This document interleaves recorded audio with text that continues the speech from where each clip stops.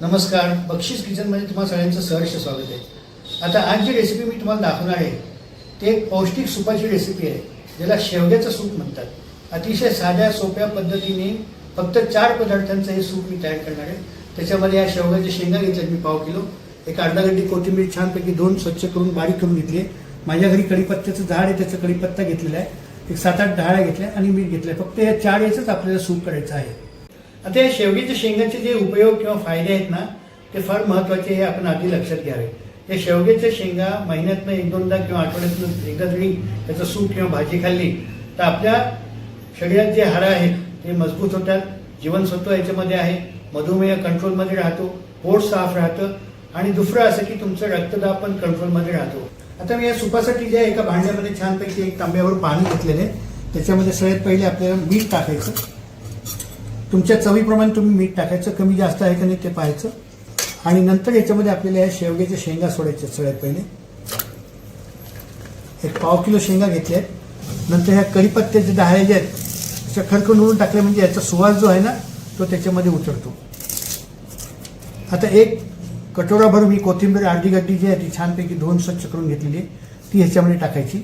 आता आपण ह्याला छानपैकी मिक्स करून घ्या। थोडं पाणी कमी जास्त वाटलं तुम्ही ह्याच्यामध्ये ऍड करू शकता। आता काही जणांना काय या शेवग्याची भाजी पण आवडते, पण भाजीमध्ये जे अत्यंत मसाले पदार्थ टाकले जातात, पण मसाले पदार्थ कुणाला आवडत नसतील तर त्यांनी हे असं सूप प्यावं, हे खूप छान लागतं।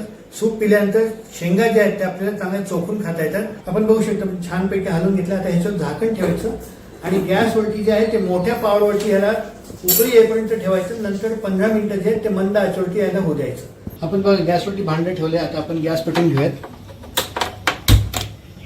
त्याच्यावर हे झाकण ठेवून देऊयात आणि हे छान खळखळ उकळायला लागले की आपल्याला याची पावर लहान करायची आहे। आपण बघू शकता छानपैकी उकळी आली आहे सुपाला।